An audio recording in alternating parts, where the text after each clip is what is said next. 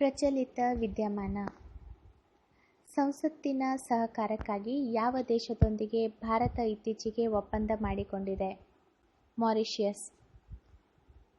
Indira Gandhi a life in nature ಪುಸ್ತಕದ ಲೇಖಕರು ಜೈರಾಮ್ ರಮೇಶ್. ಮಯನ್ಮಾರ್ ಜೊತೆ ಭಾರತ ಎಷ್ಟು ರಾಜ್ಯಗಳು ಗಡಿಯನ್ನು ಹಂಚಿಕೊಂಡಿವೆ? 4.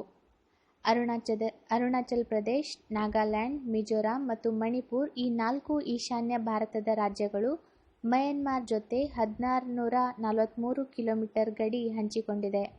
ಇತ್ತೀಚೆಗೆ ಕೇಂದ್ರ ಸರ್ಕಾರವು ಭಾರತೀಯ ಮತ್ತು ಮಯನ್ಮಾರ್ ಪ್ರಜೆಗಳಿಗೆ ಗಡಿ ಪ್ರದೇಶದ 16 ಕಿಲೋಮೀಟರ್ ವ್ಯಾಪ್ತಿಯೊಳಗೆ ಮುಕ್ತ ಚಳುವಳಿಯನ್ನು ಅನುಮತಿಸುವ ನಿಯಮಗಳನ್ನು ಪರೀಕ್ಷಿಸಲು ಪರಿಣಿತರ ಸಮಿತಿಯನ್ನು ಸ್ಥಾಪಿಸಿದೆ. ಭಾರತ-ಆಸ್ಟ್ರೇಲಿಯಾ ನೌಕಾಪಡೆಗಳ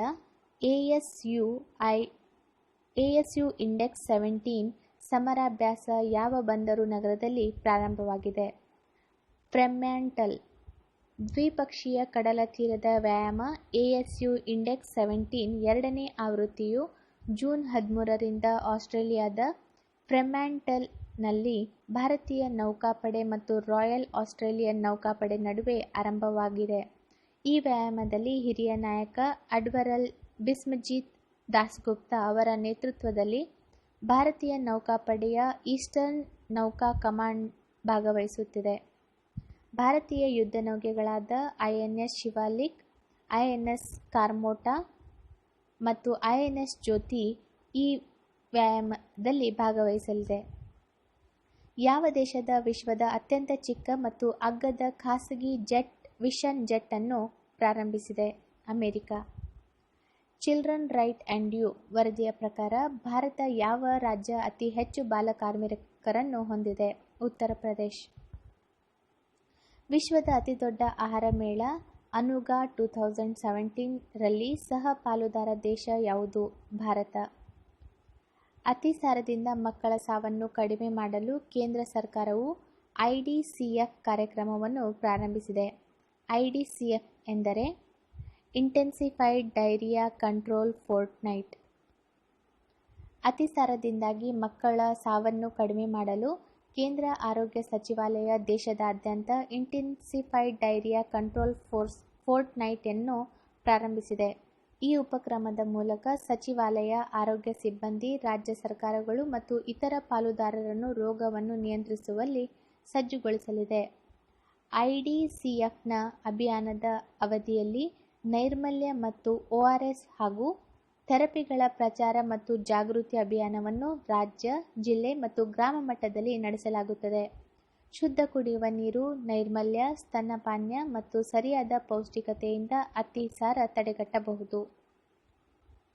ಸಮುದ್ರ ಕಾನೂನಿಗೆ ಸಂಬಂಧಿಸಿದ ಅಂತಾರಾಷ್ಟ್ರೀಯ ನ್ಯಾಯಾಧಿಕರಣಕ್ಕೆ ನ್ಯಾಯಾಧೀಶೆಯಾಗಿ ನೇಮಕಗೊಂಡ ಭಾರತದ ಪ್ರಥಮ ಮಹಿಳೆ ಯಾರು? ನೀರು ಚಡ್ಡಾ. ಗುಣಮಟ್ಟದ ಶಿಕ್ಷಣಕ್ಕಾಗಿ ಬ್ರಿಟಿಷ್ ಕೌನ್ಸಿಲ್ನೊಂದಿಗೆ ಯಾವ ರಾಜ್ಯ ಸರ್ಕಾರವು ಇತ್ತೀಚೆಗೆ ಒಡಂಬಡಿಕೆ ಒಪ್ಪಂದಕ್ಕೆ ಸಹಿ ಹಾಕಿದೆ? ಸಿಕ್ಕಿಂ. ಯುಗ್ ಪುರುಷ ಭಾರತ ರತ್ನ ಅಟಲ್ಜಿ ಪುಸ್ತಕದ ಲೇಖಕರು ರಮೇಶ್ ಪೋಖ್ರಿಯಾಲ್. ಆನ್ಲೈನ್ ಜಾನುವಾರು ಮಾರಾಟಕ್ಕಾಗಿ ಪಶು ಬಜಾರ್ ವೆಬ್ಸೈಟ್ ಅನ್ನು ಯಾವ ರಾಜ್ಯ ಸರ್ಕಾರ ಪ್ರಾರಂಭಿಸಿದೆ? ತೆಲಂಗಾಣ. ವಿಶ್ವದ ಅತಿದೊಡ್ಡ ಸಂಸ್ಕರಣಾಗಾರ ಮತ್ತು ಪೆಟ್ರೋಕೆಮಿಕಲ್ ಸಂಕೀರ್ಣವನ್ನು ಭಾರತದ ಯಾವ ರಾಜ್ಯದಲ್ಲಿ ಸ್ಥಾಪಿಸಲಾಗುವುದು? ಮಹಾರಾಷ್ಟ್ರ. ಇನ್ಫಾರ್ಮೇಷನ್ ಸೊಸೈಟಿ ಫೋರಂ 2017ನ ವಿಶ್ವ ಶೃಂಗಸಭೆಯನ್ನು ಯಾವ ನಗರದಲ್ಲಿ ಆಯೋಜಿಸಲಾಗಿತ್ತು? Geneva. United nations economic and social ಕೌನ್ಸಿಲ್ನ ಪ್ರಧಾನ ಕಚೇರಿ ಎಲ್ಲಿದೆ? ನ್ಯೂಯಾರ್ಕ್. ಯುರೋಪಿಯನ್ ಯೂನಿಯನ್ಗೆ ಭಾರತದ ರಾಯಭಾರಿಯಾಗಿ ಈ ಕೆಳಗಿನ ಯಾರು ನೇಮಕಗೊಂಡಿದ್ದಾರೆ? ಗಾಯತ್ರಿ ಇಸ್ಸಾರ್ ಕುಮಾರ್. ಏಷಿಯನ್ ಡೆಂಗ್ಯೂ ದಿನವನ್ನು ಯಾವ ದಿನದಂದು ಆಚರಿಸಲಾಗುತ್ತದೆ? ಜೂನ್ 15. 2017 ಮ್ಯಾನ್ ಬೂಕರ್ ಅಂತಾರಾಷ್ಟ್ರೀಯ ಪ್ರಶಸ್ತಿ ಯಾರಿಗೆ ಲಭಿಸಿದೆ? ಡೇವಿಡ್ ಗ್ರಾಸ್ಮನ್. ಈ ಕೆಳಗಿನ ಯಾವ IIT ಸಂಸ್ಥೆ PT ಉಷಾ ಅವರಿಗೆ ಗೌರವ ಡಾಕ್ಟರೇಟ್ ಪದವಿ ನೀಡಿದೆ? IIT ಕಾನ್ಪುರ್. 2017 ಜಾಗತಿಕ ಆವಿಷ್ಕಾರ ಸೂಚ್ಯಂಕದಲ್ಲಿ ಭಾರತ ಎಷ್ಟನೇ ಸ್ಥಾನದಲ್ಲಿದೆ? 60ನೇ ಸ್ಥಾನದಲ್ಲಿದೆ.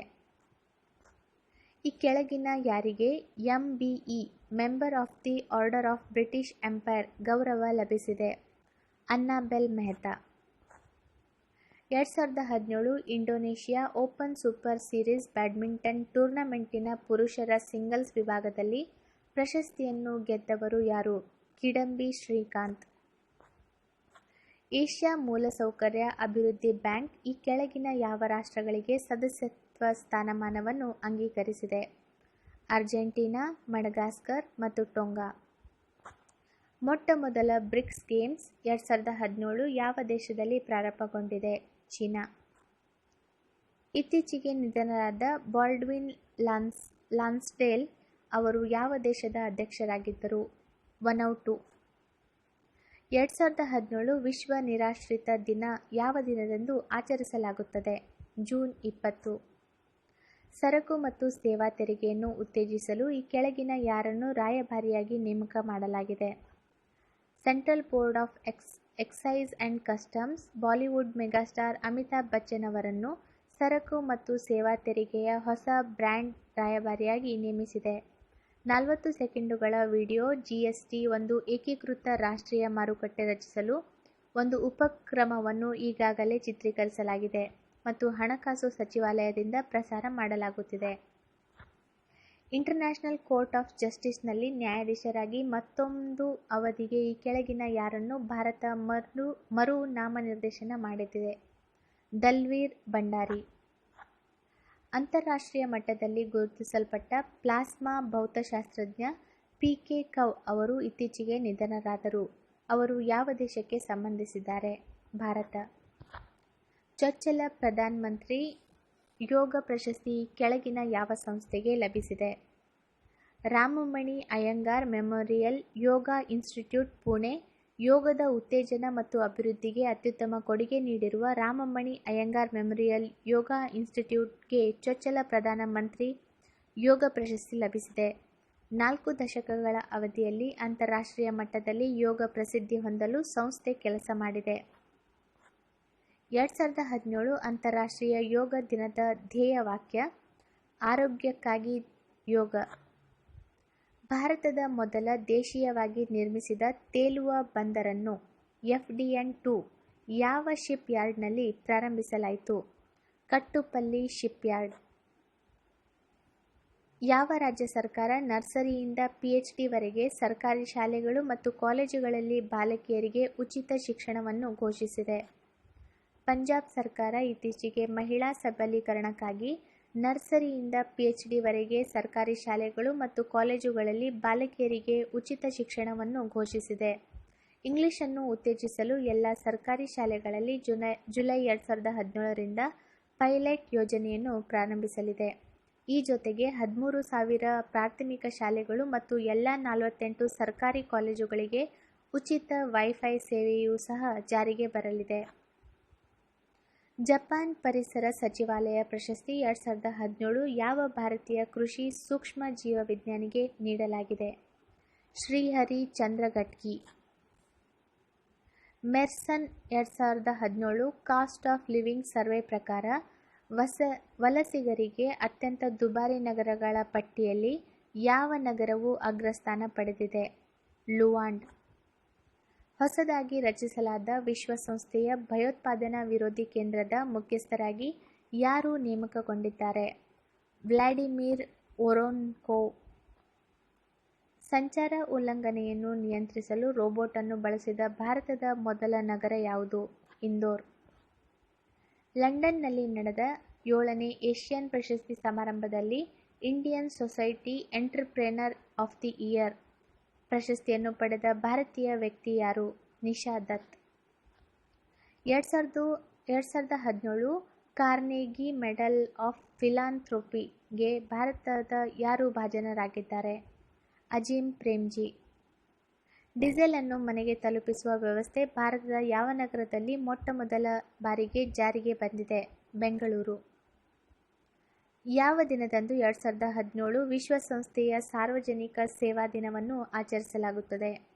ಜೂನ್ 23. 2017 ಕ್ವೀನ್ಸ್ ಯಂಗ್ ಲೀಡರ್ಸ್ ಪ್ರಶಸ್ತಿಯನ್ನು ಪಡೆದ ಭಾರತದ ಹಸಿವು ವಿರೋಧಿ ಕಾರ್ಯಕರ್ತ ಯಾರು? ಅಂಕಿತ್ ಕವಾರ್ತ್. ಅಂತಾರಾಷ್ಟ್ರೀಯ ಕ್ರಿಕೆಟ್ ಮಂಡಳಿಯ ನೂತನ ಉಪಾಧ್ಯಕ್ಷರಾಗಿ ಯಾರು ನೇಮಕಗೊಂಡಿದ್ದಾರೆ? ಇಮ್ರಾನ್ ಖವಾಜ್. 2017ರಲ್ಲಿ ಪ್ರತಿಷ್ಠಿತ ವಿಶ್ವಸಂಸ್ಥೆಯ ಸಾರ್ವಜನಿಕ ಸೇವಾ ಪ್ರಶಸ್ತಿ ಭಾರತದ ಯಾವ ರಾಜ್ಯ ಸರ್ಕಾರಕ್ಕೆ ಲಭಿಸಿದೆ? ಪಶ್ಚಿಮ ಬಂಗಾಳ.